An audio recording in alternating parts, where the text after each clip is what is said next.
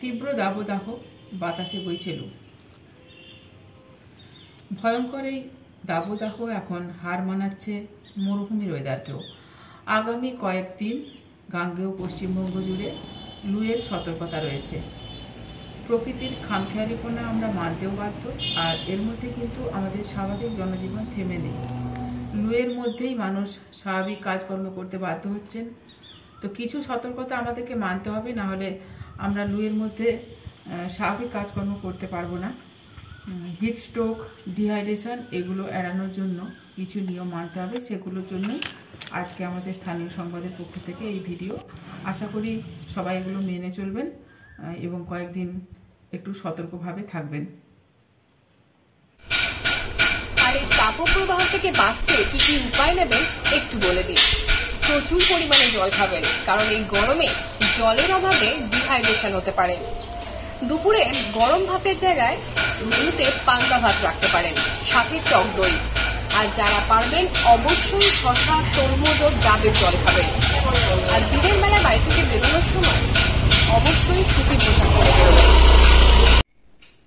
এই সময় বোরো ধান তোলার সময় মাঠে ঘাটে চড়া রোদে কাজ করতে যাচ্ছেন কৃষক পরিবারের সদস্যরা। তাদের জন্য বলে রাখি, সঙ্গে রাখুন পর্যাপ্ত পরিমাণে জলের বোতল, তার সাথে থাকুক নুন চিনির জল। আরো একটি ব্যাপার যেটা আমাদেরকে মাথায় রাখতে হবে, যদি সম্ভব হয় ভোর ভোর কাজে যান এবং চড়া রোদ ওঠার আগে বাড়ি ফিরে আসুন। প্রকৃতির জীবজন্তুদের খেয়ালও আমাদের রাখতে হবে। যদি সম্ভব হয় গাছের তলায় গামলা বা বালতি জল বসিয়ে রাখুন, তাতে ওরা আসবে, চান করবে, জল খাবে নিজেদের মতো। এ সময় বাইরের খাবার কম খাবে। এই গরমে শরীরও পারছে না এবং বাইরের খাবার তাড়াতাড়ি নষ্ট হয়, ফলে জীবাণু শরীরের মধ্যে প্রবেশ করে বমি এবং ডায়রিয়া হতে পারে। গবাদি পশুদেরও এই সময় পর্যাপ্ত পরিমাণে জল দেবেন। কাঠফাটা রোদে ওদের রাখবেন না, দিনে দুবার চান করাবেন। হিটস্ট্রোক ওদেরও হতে পারে। বাড়িতে কম তেল মশলা দিয়ে রান্না করা খাবার খান। খেতে পারেন ঠান্ডা জলে লেবু নিগড়ে, খেতে পারেন আমের শরবত ও তরমুজের জুস, সাথে খেতে পারেন গ্লুকন-ডিও। যারা নিয়মিত কাজের দরকারে বাইরে বেরোচ্ছেন তাদের বলি, সঙ্গে সবসময় পর্যাপ্ত পানীয় জল রাখুন। হাত পা মুখ ঢাকা পোশাক পরুন। যতটা সম্ভব রোদে কম বেরানোর চেষ্টা করুন। কাজের প্রয়োজন ছাড়া রোদে বেরোবেন না। জীবন ঠান্ডা।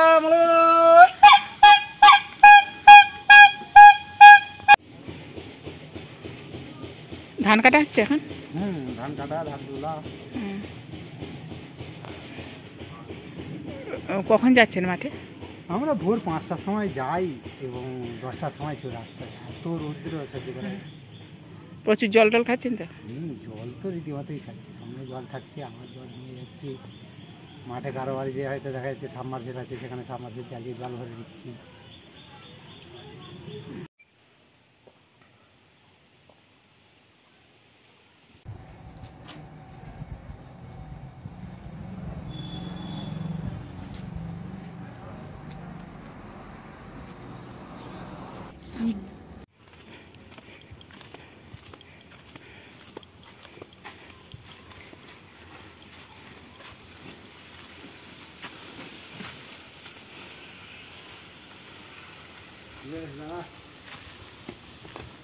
Vamos.